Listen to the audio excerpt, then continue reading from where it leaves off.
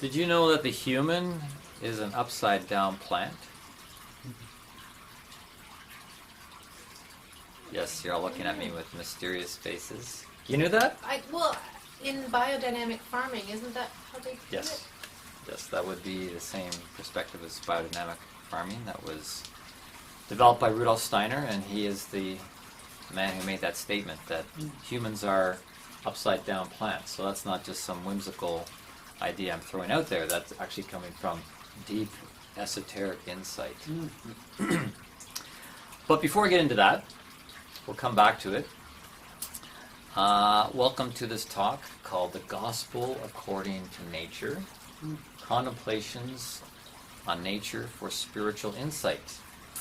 And you can see I placed this talk in a timely fashion on the calendar because this being the first week of May and feeling much more springy out there after a kind of wet and wintry April, that call of nature, the call of nature is there, calling us out for encounters with the world.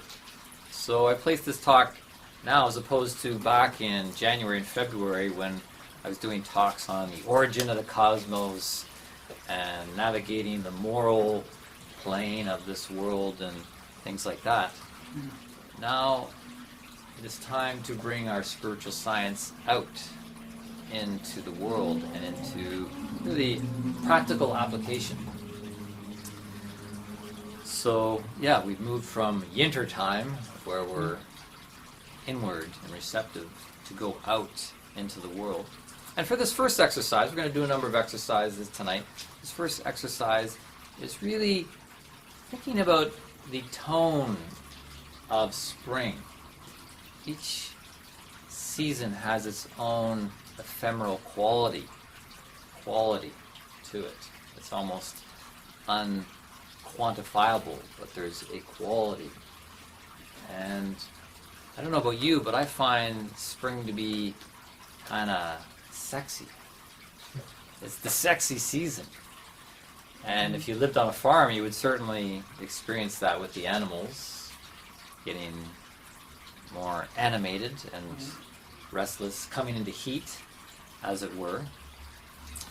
And if you've been out in the park around trees, you might notice those buds coming out, which is really more yang energy.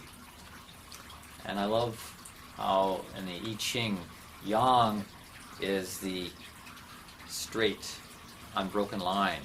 And you're seeing these little things coming out of trees as buds. It's this masculine energy, almost like little penises poking out, as opposed to yin, which is the broken line, the receptive inward line.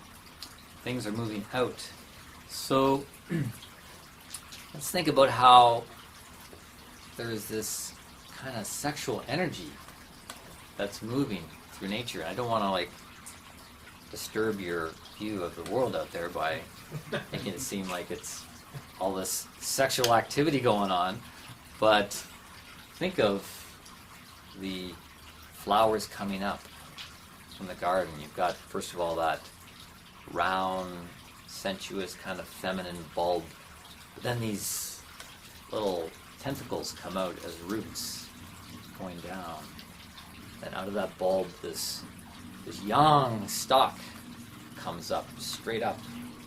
Well, it's quite erect, isn't it? Then these sensuous leaves come out, catch the breeze. And then more stalk moving up in the warmth. And then more leaves. And then further up the stalk, there's this calyx. It's like calyx. Oh, calyx is holding it back. I'm trying to hold it back. Hold it back, hold it back, hold it back. Poof. Bloom of the blossom. This beautiful yoni-like flowering takes place at the top of the stalk. And you look inside, what's inside the yoni? There's a lingam. There's a lingam in the yoni. Naughty, naughty. Yes.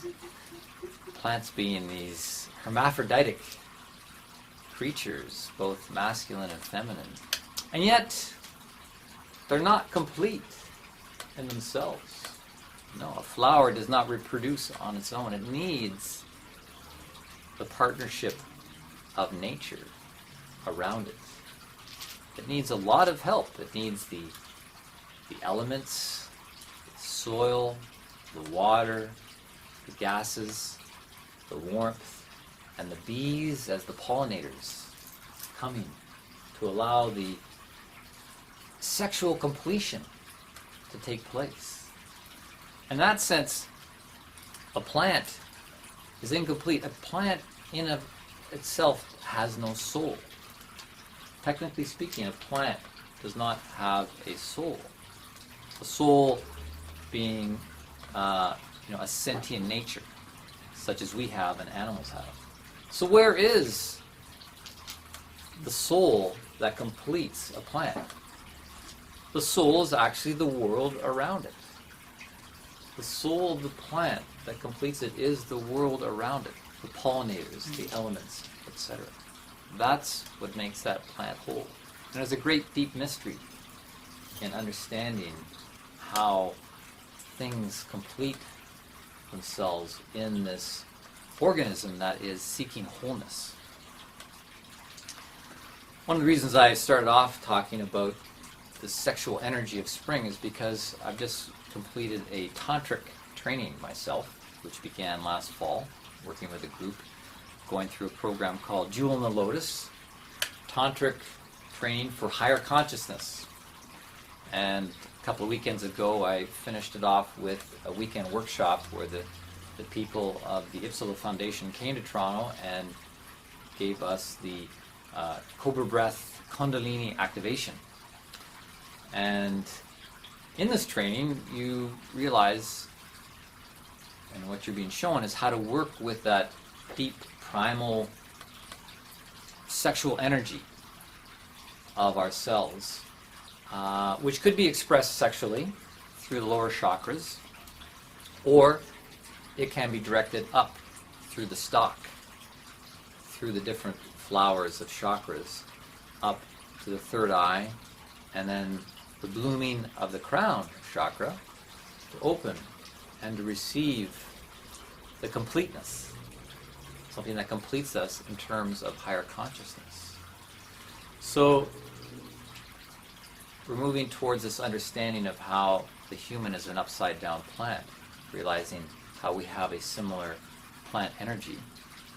And it is through working with this Kundalini energy that has a sexual element to it, also is a driving force that can take us to higher heights of our own evolution and beingness. And I'm bringing that up because next fall I'm going to begin something called a spiritual boot camp, which is going to take people through the training that I did this past year, working with the 12 lessons of the Jewel in the Lotus book. That's one part of it, and then another part is developing a dyad network, learning how to facilitate each other with different techniques of communication and active listening and so forth, to do dyad swaps, to process the stuff that comes up, because this path to blooming consciousness isn't quite as straightforward as it is for a plant. That's one of the big distinctions between humans and plants, is because we've got stuff, we've got issues, right? That's both a good and a bad thing, but it does make it a little more challenging than a plant to come to this blossoming of our nature. So in the spiritual boot camp, there's going to be a component where we learn to support each other in processing and integrating the things that will build us.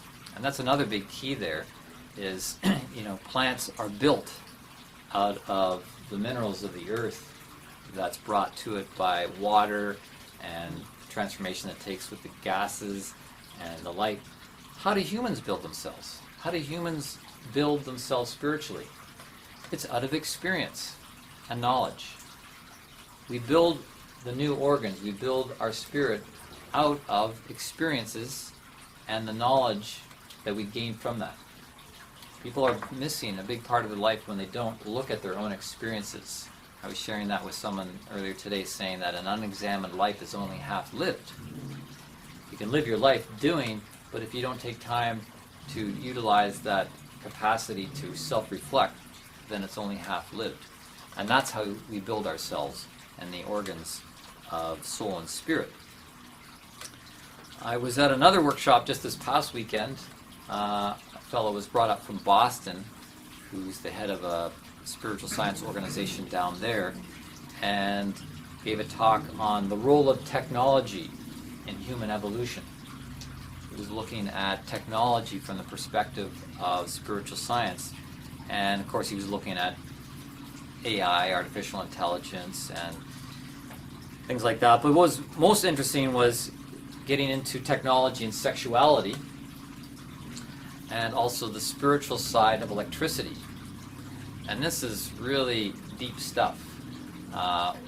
When you start to look at electricity, which runs our technology, and how we're creating the technology we have today, is really giving birth to what's known as sub-nature forces. You may never have heard that term before, sub-nature, but that's what's happening when we as humans are creating technology out of the things of the earth, and we're electrifying it. We don't really even know what the spiritual nature of electricity is, but Rudolf Steiner talks about this quite extensively, how we're giving birth to sub-nature forces, which is all the more reason why, as humans, we need to be giving birth to supra-nature forces, to counterbalance the potential toxicity and detrimental nature of the sub-nature forces that we're interfacing with more and more and more and more in our lives. And there's certain people with, like the transhumanists, who really want to ultimately merge with technology, human beings merging with technology. So this has come on the map quite quickly in human evolution, these things that we're dealing with. And I want to refer again to a book I was looking at last talk when I was getting into stuff of Rupert Sheldrake. And this book is called The Rebirth of Nature, which I think is kind of an odd title. Don't you think that's an odd title, The Rebirth of Nature? Because it's not really nature that needs to be reborn. It's really our relationship right now that has to be reborn. We have to consciously give birth to capacities within ourselves that are going to allow us to have a conscious connection with nature. That's what has to be rebirthed, is our connection with nature. It's something that we had in the past that's been lost. If you look at some of the esoteric writings around prehistory, the Atlantean civilization, they had a very strong connection with nature. They had a natural clairvoyance that allowed them to see into nature and to understand it. So much so that they were able to develop within their homes and within their transportation systems, drawing upon the powers of nature. But unfortunately, they didn't have the same moral development to parallel that advancement. And so in the end, they went down as a civilization, not only as a civilization, but a continent collapsed because of the abuse of these powers of nature that led to destruction. So what we need to get back is some of their ability to connect with nature, but we need to do it more consciously. For them, it was something that was just a given. But there's a bit of a challenge around this, as with a quote from Rupert Sheldrake, who was, as you might know, is a renowned British botanist. Says in one of his books, "As I advanced in my studies, I was taught that direct intuitive experience of plants and animals was emotional and unscientific." This is a man who studied at Cambridge University in England, being told that direct experience of nature, with anything of an intuitive capacity, was emotional and unscientific. Unscientific. That's what's happened here, with a line being drawn in the sand about what's considered a scientific connection with nature and what is unscientific, or maybe even pseudoscience. Which is why last time I got into this thing about the Gaification of science. The Gaification, Gaia being the goddess of the earth in the Greek mythology. And you could also consider it the feminization of science. We need to bring in a feminization of science, because science right now is, you could say, rather left-brain, patriarchal. And I find it so interesting culturally to see how we've gone through this big thing of separating church and state. Right? It used to be that the church and state were one in different parts of the world, that the religious institution had an influence on the political institution, and the political institution had an influence on the religious institution, and that was biased. So, we've created that separation of church and state, and so, okay, you can have your patriarchal religions. If you want your patriarchal religions over there, that's fine. You're not going to interfere with, the political landscape of things. But now it's become that we've got this science that's very patriarchal and is influencing our politics. It's influencing the cultural landscape of things. And that's affecting you and I. So we need to come to this balance in our science that embraces both the masculine and the feminine, the left and the right brain, looking at things where, yeah, it's okay to have a direct experience with nature that has something of a subjective and intuitive quality to it. That's why I recommend people go out and, don't go out, run out after this. Run to your bookstore right away after this and get this book called The Secret Teachings of Plants, subtitled The Intelligence of the Heart in the Direct Perception of Nature. This is what's been lost, and this is what has to be rebirthed. A direct perception of nature. Who's the author? Oh, sorry, the author is Stephen Herod Buhner. Buhner. This is so great. This is about the Gaification of nature and rebirthing the capacities within the human that has been lost. So, my little thing is that we need to keep the Renaissance railway rolling, right? With the Renaissance, we gave birth to reason and rational thinking, and it's produced all sorts of great things. Like, I want people to realize I'm not anti-science. I'm not anti-science the way it is. The Renaissance gave birth to this appendage to society that's wonderful. It's very powerful. It's given us clear thinking. It's helped us to get rid of superstition and the stuff that is airy-fairy and the stuff that is not grounded in reality. So, welcome. Science is great. Western materialistic science is fine for what it is, but it is just a tool, and we have other tools in the toolbox. So I say keep the Renaissance railway rolling, and let's not get stuck in techie town. Right? We've got all these wonderful techie toys, but that's not the end game, because the changes we've seen recently are going to change again, and they're going to change again, and they're going to change again. But what we need to see as the constant is that what's going on the outside is a mirror to what's going on the inside. Right? So what we see with all the technology on the outside is really telling us something about our stage of development as human beings. So what do we see outside? We see all these communication tools. Well, that's mirroring to us as humans. We are in a stage of developing our communication abilities. Not only directly through, the wonderful languages that we have, but also wirelessly. What about our telepathic communications? That's something else we need to bring back on board. We've had that more in the past, and now we need to look at bringing that back on board again, consciously.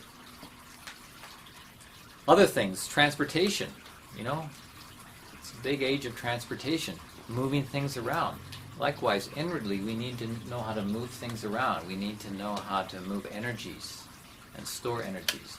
What about building things, like engineers are building bridges and buildings and aircrafts?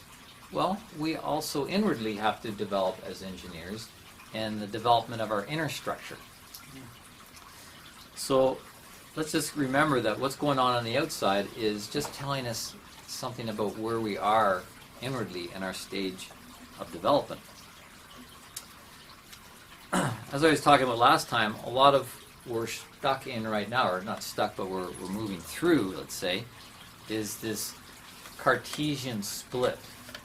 The Cartesian duality, as named by René Descartes, the French philosopher, when he's famous for that phrase, "I think, therefore I am."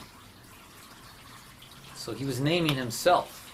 He was naming himself, but while doing that, he was also implicitly saying, well, there's something that's not me. So there's me and there's you. There's I and thou. But furthermore, he also named the split between the mind and matter. That, that there's a separation between the two. And science has taken up the task of exploring matter. At least in the Western world, that has become the main mandate, is to go deeper and deeper into matter, while this question of the mind and consciousness is not something that they are comfortable with, because you can't put it in a test tube and burn it and measure it. And so these questions around consciousness is still kind of relegated to the religious or the spiritual quarters of our society. But it's created this Cartesian duality that we experience as what I recently discovered is called Cartesian anxiety. And I think we're all suffering from it. You think it's because of what your mother did when you were growing up that makes you feel anxious? No. You do? Well, it might be some of that too. But I think unconsciously it's that we live in a society that's split. It's like, well, okay, science, this patriarchal dominated science is saying there's just matter and things that you can see and nothing else exists, and if you try to tell me you're having this experience based on intuition and emotions, that's unscientific and doesn't count. Well, it's going to create cognitive dissonance in you. That's Cartesian anxiety. And I think it's leading to the modern madness that we have. It's very unsettling to live in a society and culture that is so segregated. So, the split culture that was fostered through what you could look at was the stream of rationality and then the romantic stream. So I talked about this a bit last time, but just as a recap, this out of the Renaissance came, treating reason and rationality as the savior that would answer all questions and solve all dilemmas. It's like one day, reason and logic will explain everything to us. And people have got on board of that for, a couple of centuries. And then there's the romantic side that has tried to hold on to some of the sense of the past, a reverence for nature and, recognizing there's an embodiment that's there in nature. And the thing with this, though, is that the intellectual side, when we're approaching nature strictly through the intellect, then that really limits our experience of nature to that. Right? Just think of it logically. If you experience nature purely through the intellect, it is limited to revealing itself to you only in intellectual terms. And that is really part of the dehumanization that's taking place. And listen to this logically. If we're just approaching it through the intellect and not intuitively, then it's one-sided and therefore not fully human. We're not having a fully human experience of nature. But scientists are humans practicing this form of science. So what does that say about these practicing scientists? They're engaging with the world in a way that's not fully human. It's part of the dehumanization that is really a risk in our times. You might even say an attack. Because if we're living a one-sided science, then we're not able to experience the full world. And so these scientists are kind of at risk. And I'm suggesting that we need a new balanced education for science students at risk. Science students at risk. Because there's an occupational hazard when you're practicing science in this one-sided way, where they're so focused on matter, and nothing else matters but matter. But instead of looking down microscopes, the barrel of microscopes and telescopes, and getting tunnel vision, they should also be training as yogis. Scientists should be learning how to meditate and do yoga and develop this other side of themselves, which actually is the way education was in the past. In the classic schools, you could be studying science, but you'd also be studying literature, you'd be studying poetry, you'd be involved in gymnastics. You'd have a full and holistic education, which would make your relationship to the world more full and holistic. But we're so specialized in our times that, if you're an eye doctor, you look at the world as if it's an eye. If you're an ear doctor, you look at the world as if it's an ear. So, yeah, it all comes back to the education that we're putting ourselves through. But back to this, actually I want to do an exercise now. Time for a little exercise. You've been listening to me long enough, because we're going to do some exercises. I'm going to pass this bowl around, and in this bowl there's a little gem, a tiny little gem, that's peridot, and there's also a seed, a real seed. So you're going to take one of each. So taking this a step forward, I just was talking about how we're in this Cartesian duality, this Cartesian anxiety, and how there's been these two different streams. Talked about the stream of the rationalists that really inform the type of science we're utilizing today as a society, and counterbalancing that back in the 1700s, 1800s was the Romantic writers, and that peaked around the mid-1800s. You had William Wordsworth and Shelley and John Keats, William Blake, Samuel Coleridge were the English writers of the Romantic genre, to try and keep that sense of nature alive and not just mechanical. And then in Germany, we had people like Hegel and Goethe. And I bring that up because we'll be talking about Goethe a bit in a moment. And then there was also the realist painters that were on the side of the rationalists, and they didn't want to do the religious art anymore. They wanted to paint what was actually there that they could see. No more angels, no more supernatural landscapes. Let's be real. And So these two camps have been kind of working side by side, moving forward, even under this Cartesian anxiety. But it's interesting that a quote from William Wordsworth, which is, "To the solid ground of nature, trust the mind that builds for aye." To the solid ground of nature, trust the mind that builds for aye. That quote inspired the naming of the oldest scientific journal called Nature. A British journal, started back in 1869 and is ranked as the world's most cited scientific journal. Ironically, got its name from one of the Romantic writers, which I think is perfect because they both have something to offer in the dualistic dynamic of things.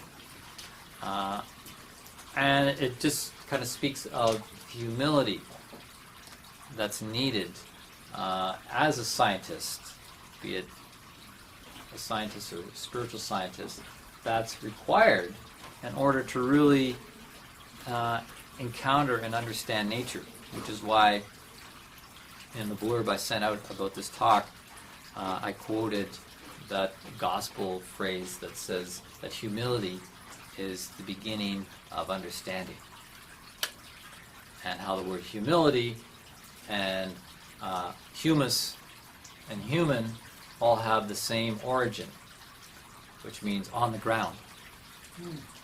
So to really be human is to be on the ground like the humus.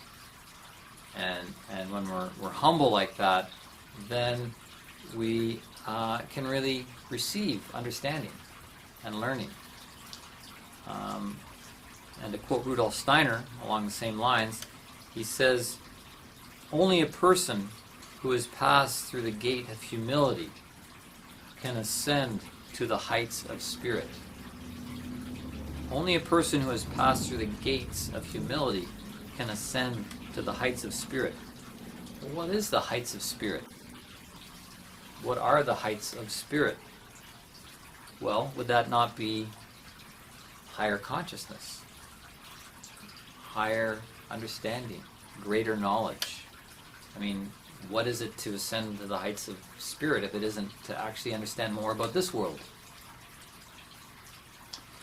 And so that's why, coming back to this thing about the human being an upside down plant, in order for us to grow up and to ascend the heights of spirit, we actually have to grow down. There's a growing down that's needed as a human being in order to grow up and mature and ascend the heights of spirit. Or in other words, if you want to understand something, you have to stand under it. Understanding is to get down underneath it with that humility, and then it can bestow you with knowledge about itself. Right? We need to switch the paradigm around where it's not just us going out and grabbing knowledge and Googling stuff and just taking. But if we want to understand something, we have to stand under it and allow it to pour upon us with grace, you might say, something about its nature. And that's what the Atlantean people had through their clairvoyance, was that when they opened themselves to some object in nature, nature spoke to them and conveyed to them something of its reality. You might say it was the ultimate empathy, where if you looked at a particular tree as an Atlantean, that tree would come alive within you. You would experience that treeness through the clairvoyant receptivity that you had to nature. So this growing down is really a task that befalls us right now. And I'll refer back to the ancient Indian culture, which in esoteric terms is referred to as the first post-Atlantean epoch. Think of the Indian culture in India and how they were not turned down towards the earth. It was the complete opposite. To meditate with the hands turned up, the feet turned up, with as minimal connection to the earth as possible. Why was that? Well, as the first post-Atlantean epoch, after the collapse of Atlantis, when the great teacher Manu took the most advanced students eastward and transplanted into the area of Tibet and Himalaya, began a new civilization and a new teaching which is passed down to us through the Vedic teachings. It was about, okay, boys and girls, we need to chill out a little bit. We just devastated the planet through our immoral activity. So the spiritual teachings was okay, let's not tamper with the field of the earth. Let's be turned up and be as still as possible, focusing on the cleaning of the body, the cleaning of the soul, meditating in stillness. Don't do any karma. Don't do anything so you don't create bad karma. Just focus on God through the guru and do what you're told to do. It was a bit of a chastisement.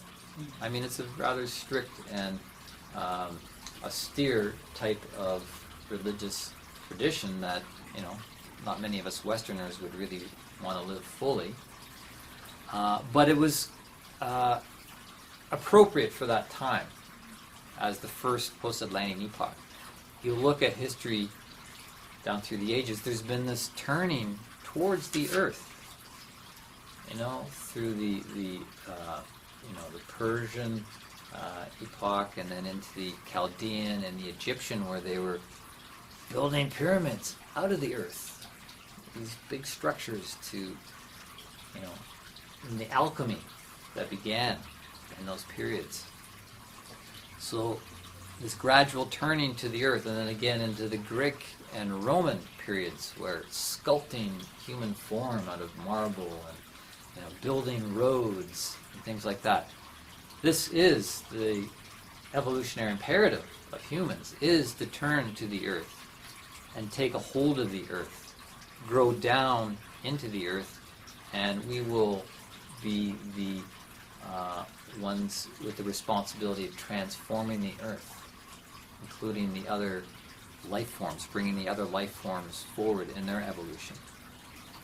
So now we're in the fifth post-Atlantean epoch, and our gaze is turned much more downward, because we are here to tend and transform this garden and go further than what the Atlanteans were able to do in their work.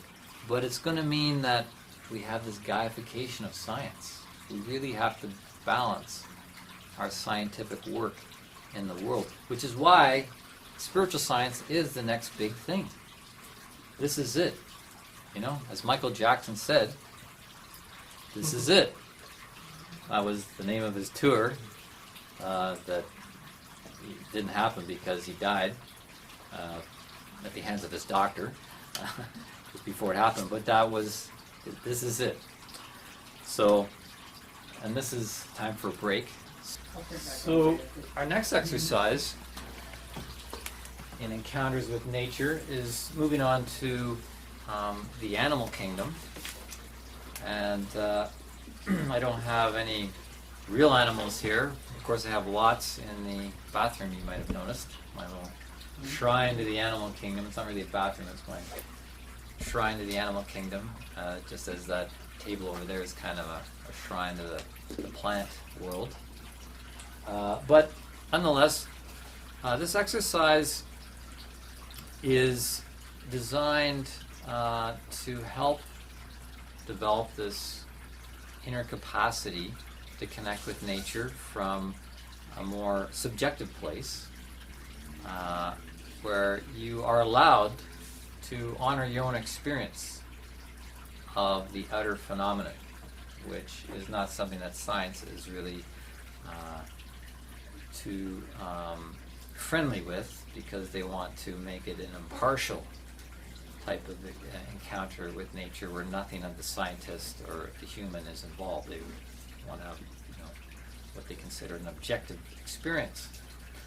But what I'm going to do is play some. Well, the real the source exercise is really to compare inanimate sounds with the sound of animate things, like animals. So you all know what the experience of something inanimate would be, like knocking on wood, even playing a crystal bowl is an inanimate object. Beating a drum, even though it's an animal skin, it's still an inanimate object.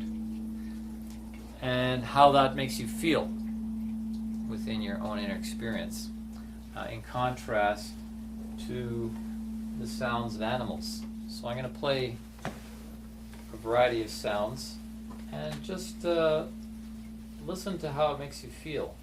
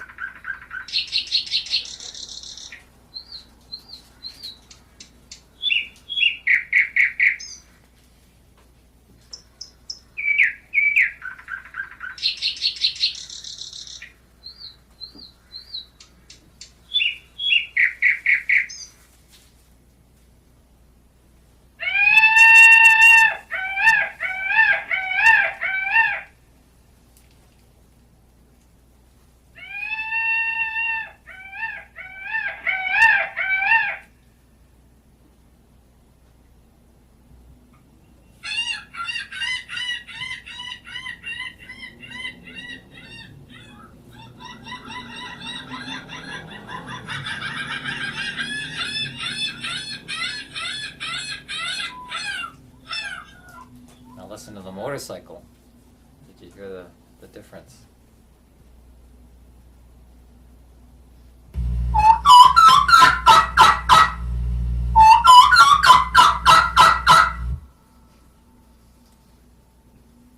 Suppose there's a bunch of birds. They're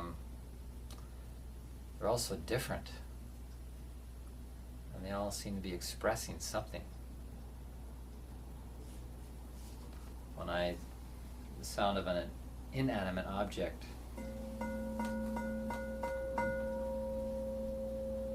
is it expressing something?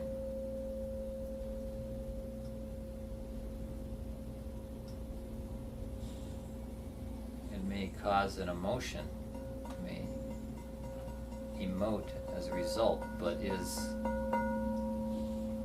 the object emoting itself?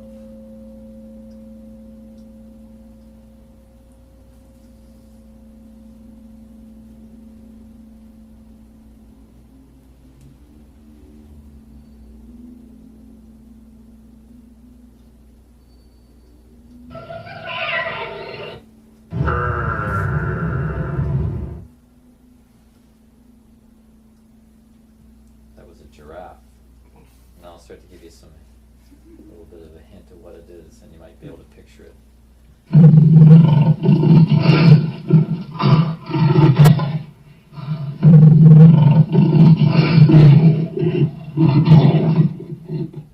It's a lion.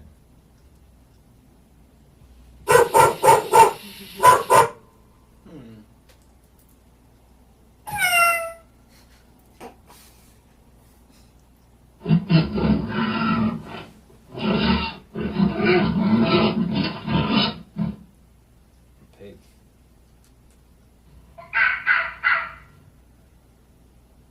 That's a fox.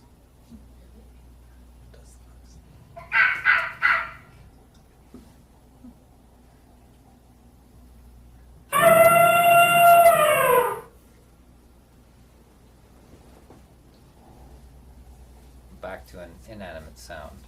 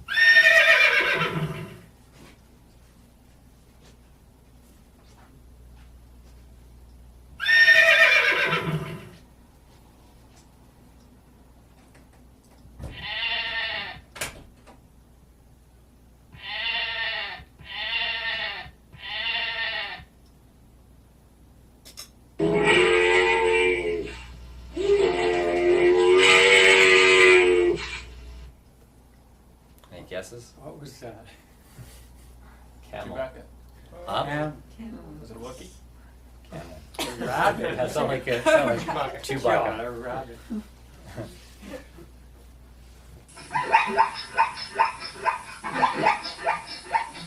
Chim. I said chimp. No. Nowhere near. Oh, crap. Probably a chicken. Oh, it's a zebra. Yeah. What? Really good. I had to pull that one out.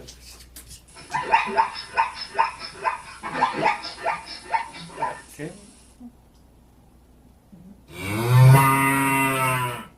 Frog. Oops. 0.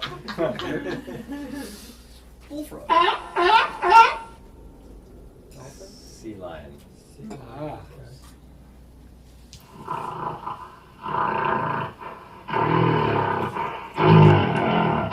Mother-in-law. Terrible. Yeah. That was you after your third helping of baked beans. Yeah. What was that? Water buffalo.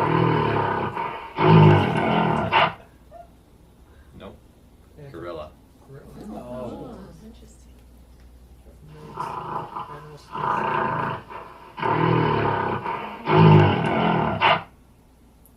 Tim? The tiger. It's a cheetah. Cheetah. Dolphin. There's your dolphin. Chewing of the night. Wow. It's a wolf. Okay. So, experiences around that. Oh, goodness.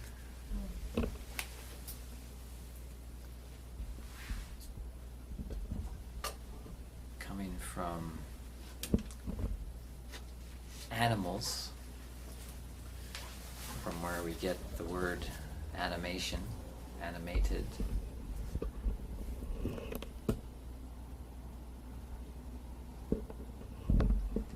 Of course, in psychology we have the anima and the animus in us that is part of our animation. Yeah, the qualities that you experienced from the animals, but also in contrast to the inanimate sounds. Yes.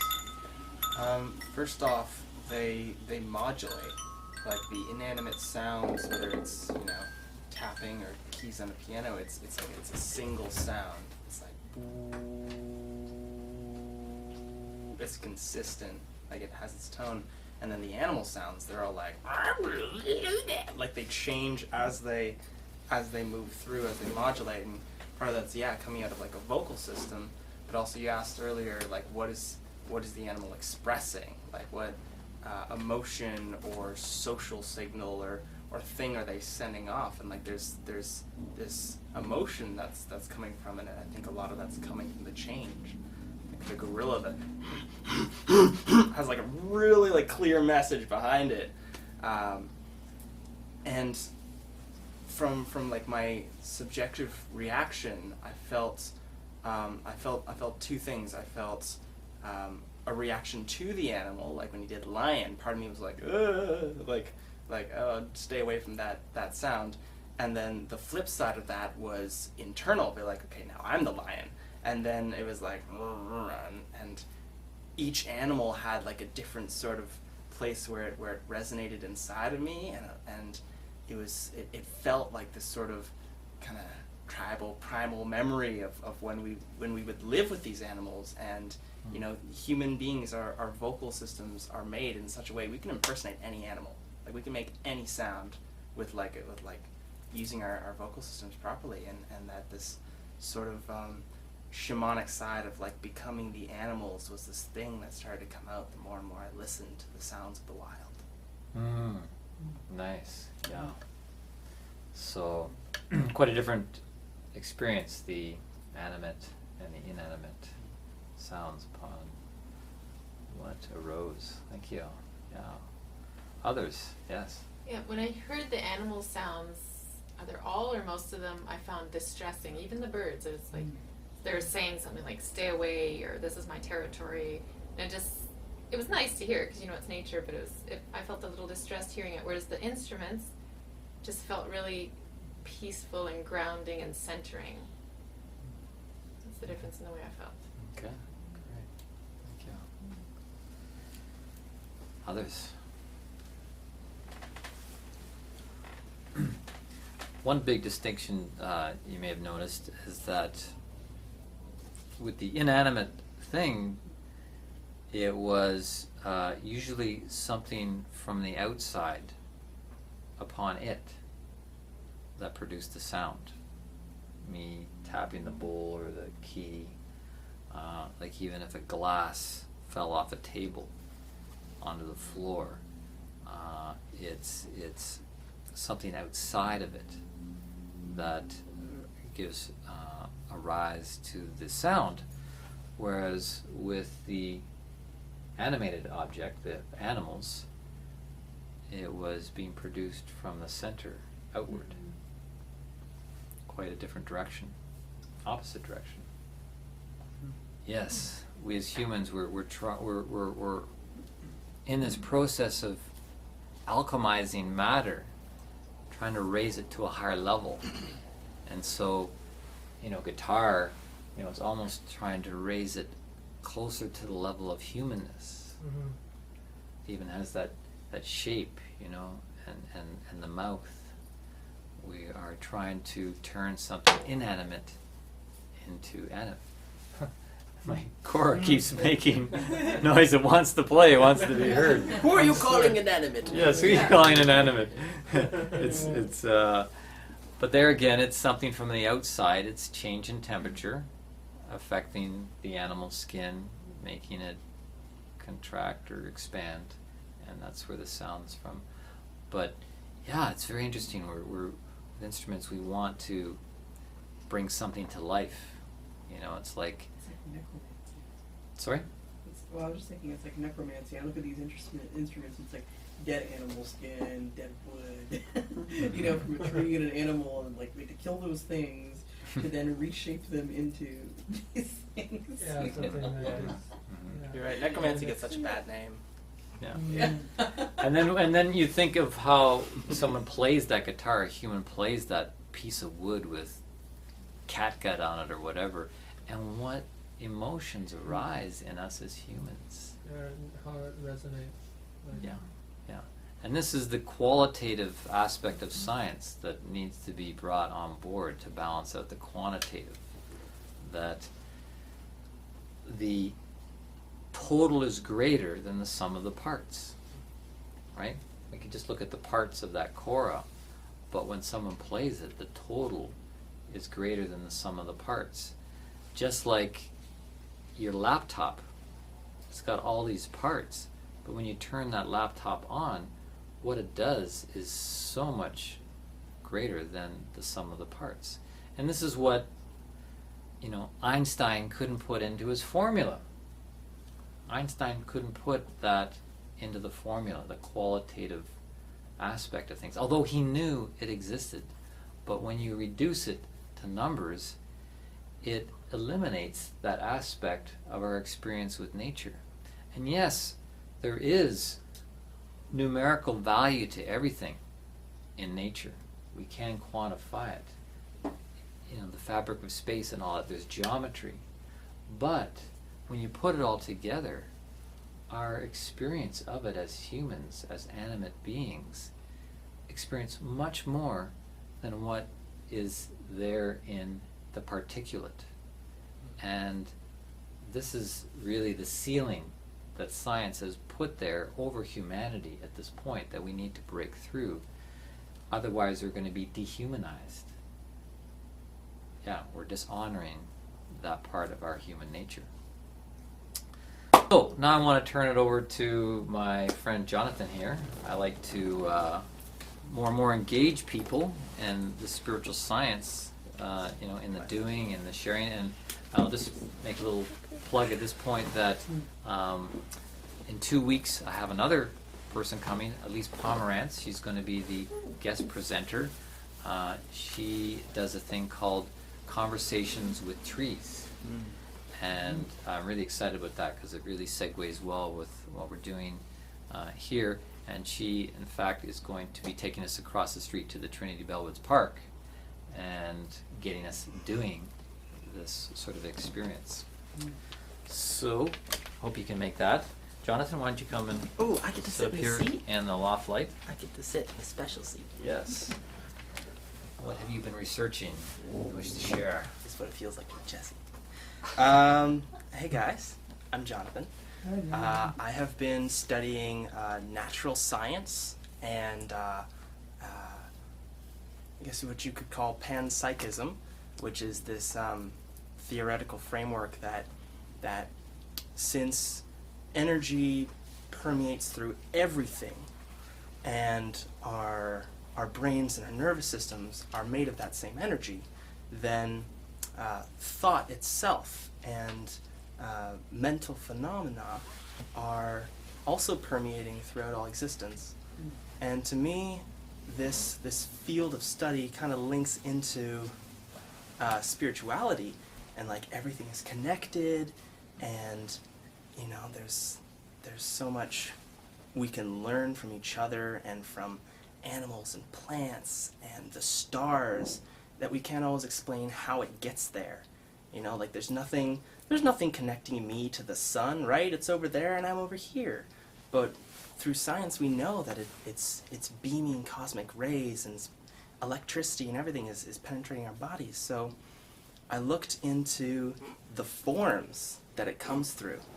And when we look at nature, we notice things like Fibonacci spirals and the golden ratio. My favorite one, though, is tree branches, tree roots, neural networks, the mycelium network, lightning bolts, again and again and again and again, this pattern of like branching out, extending into infinity is repeated again and again and again and again and again. And so to my mind, I now have this perceptual framework that's like, imagine your hand extending out as if tree branches were extending out through your fingers and reaching to touch out everything else that's in the field around you. That's what the field itself could look like. And so to put my own spin on things, I wrote a little poem which puts some of my human imagination into this this concept, and I'm going to read it to you. Just follow along in your minds. It's called Nature's Web. To see clearly the world, its powers through the land. O man, know thyself, simply observe thy hands.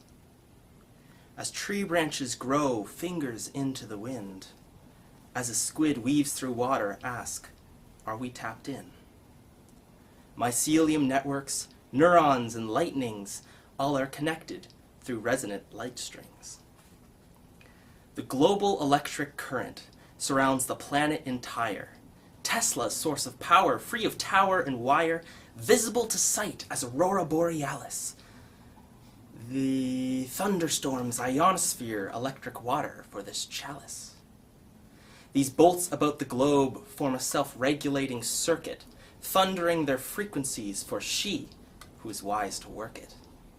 Gaian logos intelligence, promoting Schumann resonance. Music of the spheres, ether clear, the sheer charge in the air makes us aware of what permeates and resonates, shifting like tectonic plates. How sacred place will raise the pace for those within the human race who dare to stare into the face of Gaian grace.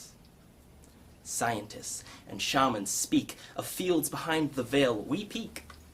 Magnetism, prana, chi, astral light, akashic sea, omnipresent powers shine here, here, here, here. Magnetosphere, clear key to the divine. This plenum now necessitates magic skills through mental states, perception of the subtle mind, the force which penetrates, connects, and binds. Yoga, kung fu, sacred arts teach true listening to our hearts, which tap into these subtle fields, the truth whereby appearance yields. Psycho-spiritual energy, Reiki, Kundalini, telepathy, possibly even legendary thaumaturgy. Natural branches, roots in connection, mycelial neurons, thought storms, convection. Organic ecology holds us in balance. Through perceptive technology, we unlock our talents. The fields are unfolding. The veil now grows thin. The cosmos is pulsing. So, are you tapped in? Thank you. All right. Yeah, beautiful. Thank you. That was original? Was it Yes, that's me. Wow. Wrote that today. Wow. I will write more things and bring them in. Yes, that's Jonathan. John. Yeah, that's totally in the spirit of what we're doing here. Particularly tonight, because I've been referencing Goethe, Wolfgang von Goethe, the German romantic writer who, if you look him up, it'll say he's an author and a poet and a playwright, and he's considered Germany's Shakespeare, and is best known for his work called Faust. But in fact, he wanted to be recognized more for his scientific work, which he did, in discovering a bone in the head, and his color theory that advanced some of Newton's ideas, and the metamorphosis of plants, where he came out with this idea of the archetypal plant. But yeah, he was balancing this poetic approach as a poet while engaging the clear thinking of scientific observation. And, in contrast to the Newtonian science, which tries to come to conclusions. When you have a thought that's a conclusion, the thought is dead. The thinking is over. And if we want to define something, definite, we really are limiting it through our definition. And in a way, this Newtonian science is a bit of a dictatorship on nature, because through our conclusions and definitions, we are telling nature what it is, rather than letting nature tell us what it is. And through this poetic sense that Jonathan illustrated here, and Goethe does in his work, we can open ourselves up to the consciousness that's in nature and allow it to reach and teach our consciousness. And that's part of what's going to keep us evolving as humans, as opposed to the potential dehumanization that could take place. So, when it comes to encountering nature, we should understand a major concept is that nature is full of wisdom. And the reason I can say that, it's based on the esoteric idea that the earth has gone through several incarnations. In fact, this is the fourth incarnation or embodiment of the earth, the fourth time it's come into this level of form. And the previous incarnation, in esoteric terms, is referred to as ancient moon. It was the ancient moon incarnation, which is known as the cosmos of wisdom, and where the laws of physics and chemistry and growth and metamorphosis became expressed in the physical body of the earth. This current incarnation is known esoterically as the cosmos of love, where it's about learning about love. But to learn about love, it's through the wisdom. And so, by encountering the physical world, we can really absorb some of the wisdom that's inherently there.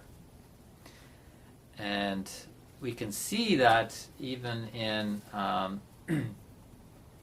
for example, when I went to the Amazon 2 years ago to drink of the Amazonian tea known as ayahuasca with the Shipibo people, the indigenous people of the Amazon.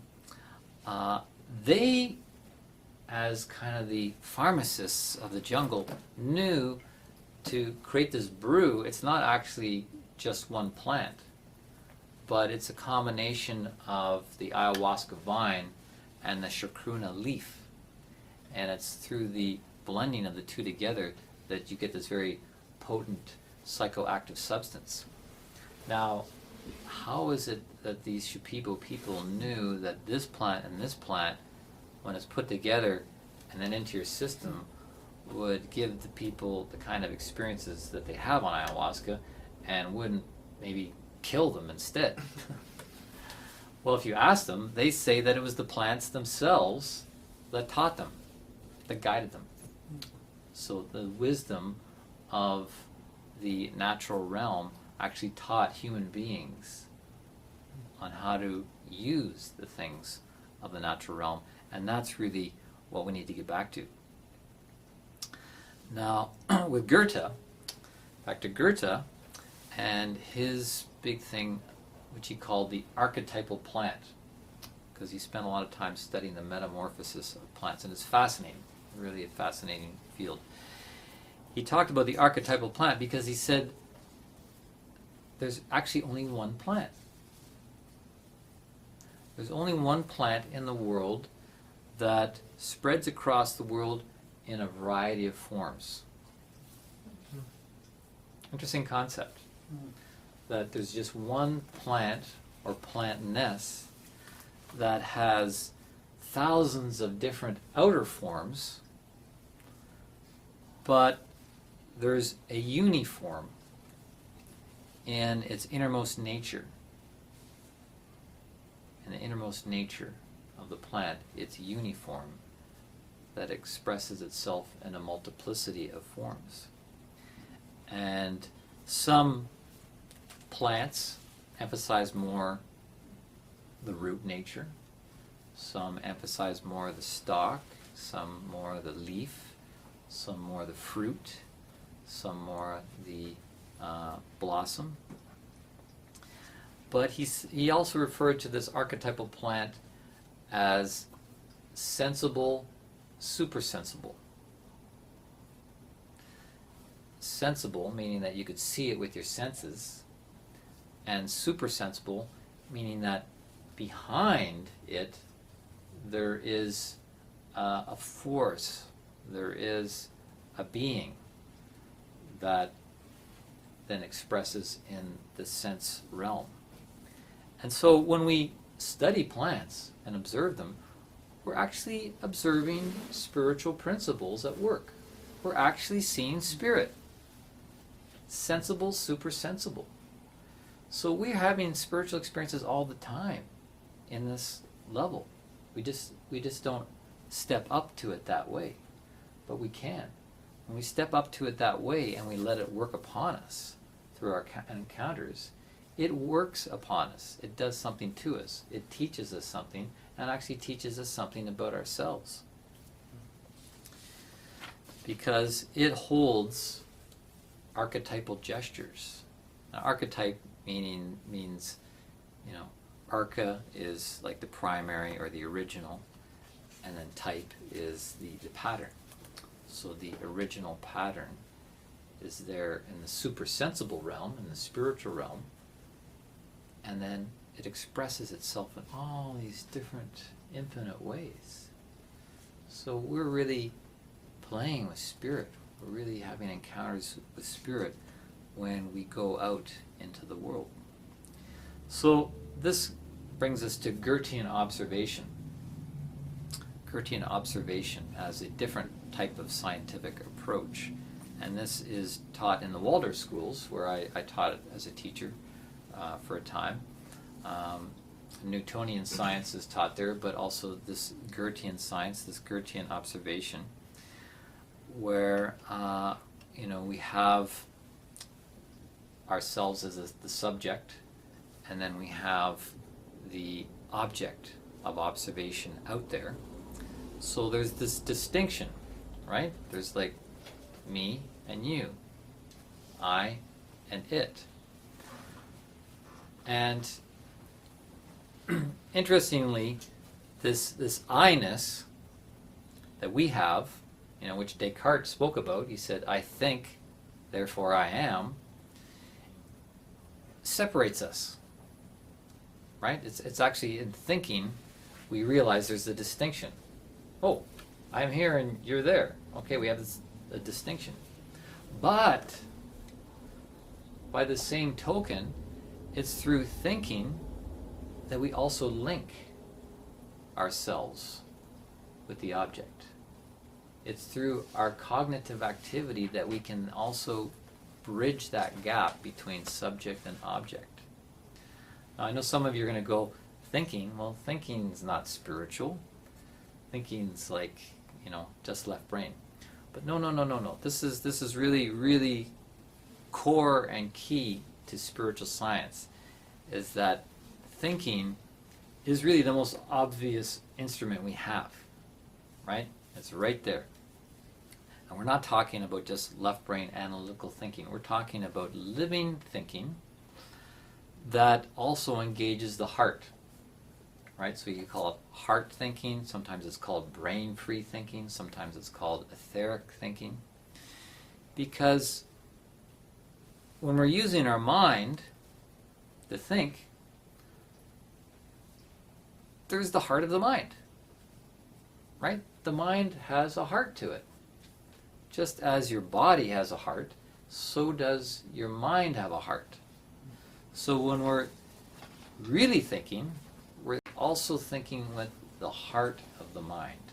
And that's where our heart intelligence is engaged along with the other aspects of intelligence, including logic and analysis and so forth.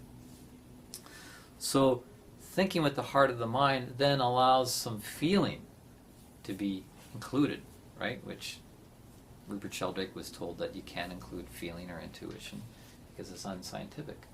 But no.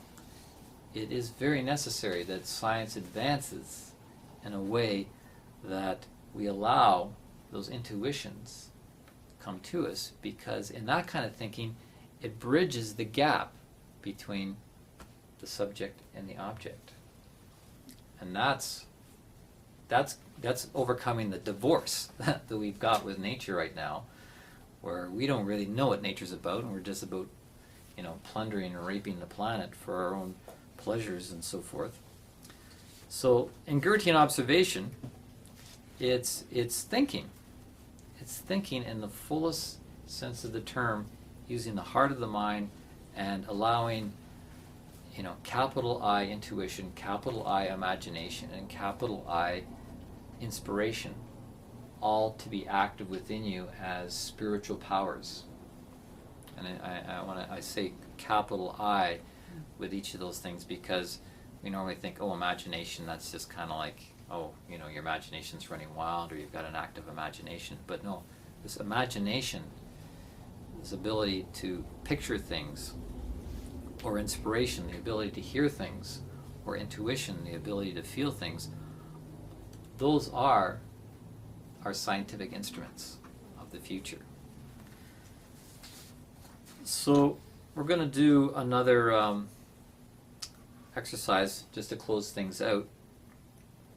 But one last thing before we do it is to talk about Goethe's prehensile arms of the eye. Because in terms of our supersensible nature, we actually have arms that come out of our eyes that can reach out and touch things. And not only Goethe talks about that, but our dear friend Rupert Sheldrake, once again, with his book called The Sense of Being Stared At. This book compiles 25 years of research that he did into things like telepathy, remote viewing, precognition, and all these things that are considered paranormal, but he says they're not paranormal, they're normal. They're part of our biological makeup, and you can see that in the animal world in terms of how flocks function and packs of animals function and so forth, and that this ability to have a sense of being stared at was a survival mechanism in animals, so that a prey would have a sense of its being stared at by a predator. And I'm sure you've all had that experience in your own life where you felt someone was staring at you. Who raise your hand if you've ever felt someone was staring at you and you look around and sure enough. Pardon me? I have that with bears. I have that with bears. With bears? Well, grizzly bear in particular. You felt something was looking at you. Yeah, we're sitting there looking at me. Yeah. Mm-hmm. A grizzly. Yeah. Oh my goodness. Well, it was a young grizzly, so I knew the mother was around. And speaking of the mother, not the young one. Right. I had the same thing. I was in Costa Rica, and I was walking along a beach, and I sure had this distinct feeling. This was down in Osa Peninsula, in the parkland down there, with not many people, but lots of animals.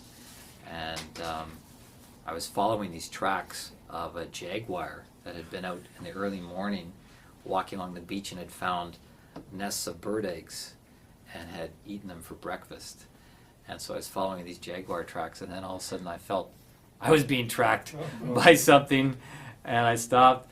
I looked around, and sure enough, there was this bird of prey sitting up in a tree that was watching me. And yeah, the sense of being stared at. Matter of fact, when I was at university, I used to play a game with friends. We'd go to the library at the university, and we would project across people sitting at their desks. We'd try to get them to scratch their head, or to look up, or to drop their pens, just by telepathically reaching out, using our eyes. Matter of fact, and it was quite successful, I might add.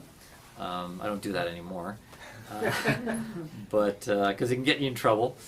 Apparently, during World War II, the Royal Air Force fighter pilots were told not to stare at the airplanes they were tracking and following, because they knew that if you're staring at something, the people will pick up on the fact that they're being stared at. Easy way to get someone's attention. Yeah. Yeah, it works. Although science will say, can't work. doesn't work. If it looks like it's working, it's not working. You know, it's suggestion, or you've skewed the statistics or something like that. They don't believe in these things. Because they're not operating with awareness of the field in which there is actually, there's actually connection there. Yeah.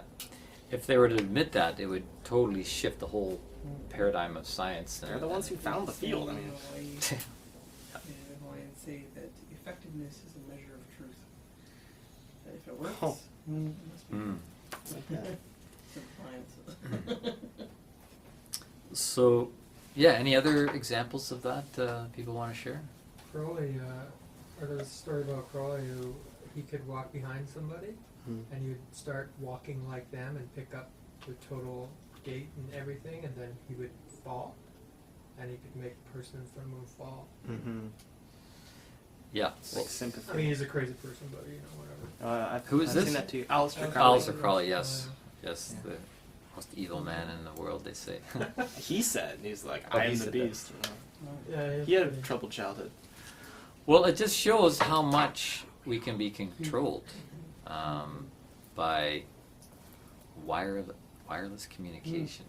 Yes. So this is all really important information to take up our powers more fully and live more fully with everything that makes us human. So, yeah, Goethe referred to these as prehensile arms that can come out. Prehensile means grasping, that you can grasp something and take a hold of it. And through that have some sort of association with it. In this last exercise, we're back to plants.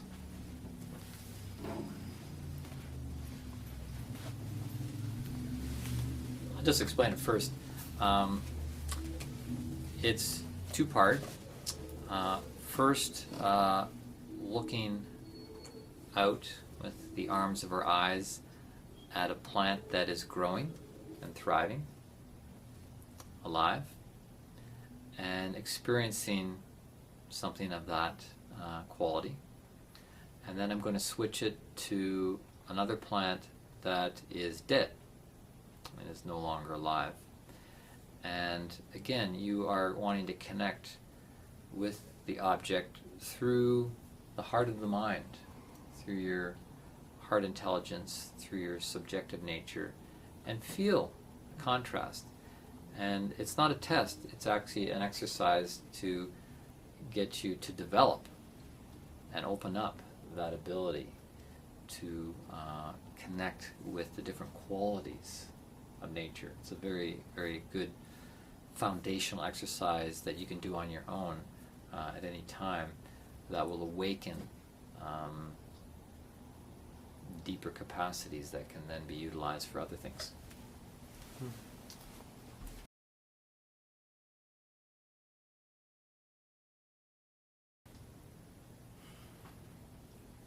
Yeah, so this is a great fundamental exercise that you can take away and use for the development of your own powers in growing down, right? We have to grow down to grow up, and we have to stand under to understand something, which brings me back to the human as the upside down plant. And you might want to have a look at that on the whiteboard on your way out. You can even take a picture if you want to contemplate that, because within the human, and I'm going to expand on this a lot in a month when I get into esoteric physiology, that the human really is made up of this threefoldness, where we have this head that contains the brain and the sensory nerve system, and then we have the second part here in the trunk with the heart and lung, or the circulatory system that goes throughout the body, and then in the third area we have the reproductive, metabolic, and limb system, right? And this area we associate with thinking, right? When we use the brain, we're thinking about things, whereas with the heart we associate feeling, and then in the reproductive metabolic limb system, we associate with doing, or the will, the expression of will. And so we actually grow from the head. Like the head is the first thing that is formed in the embryo, and then it's also the first thing that comes out of the womb.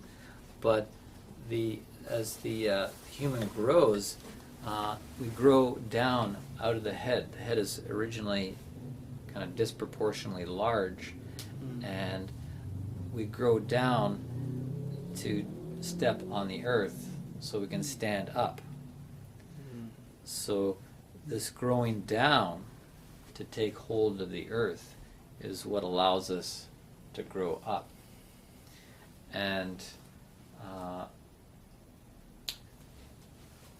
in terms of time, we can think of the head really contains the past, right? When we think, we are always referencing the past. Our thoughts are based on what we bring from the past. Whereas if something were to shock you in the present, like I make a loud noise, it was your heart that reacts, right? So this feeling realm is connected to the present. This is connected to the past, this is connected to the present. So where is the metabolic and reproductive and limb system connected to? To the future! Yes, Jonathan, top of the class. Yes, we are actually producing the future out of this area of us on our psycho-spiritual level. We are producing our future, and this ties into the mysteries of karma and so forth, and I'll be getting into that in a month from now. So, yeah, just a little seed being planted there as to how we are upside down plants that grow down into the earth so we can rise up in our full humanness.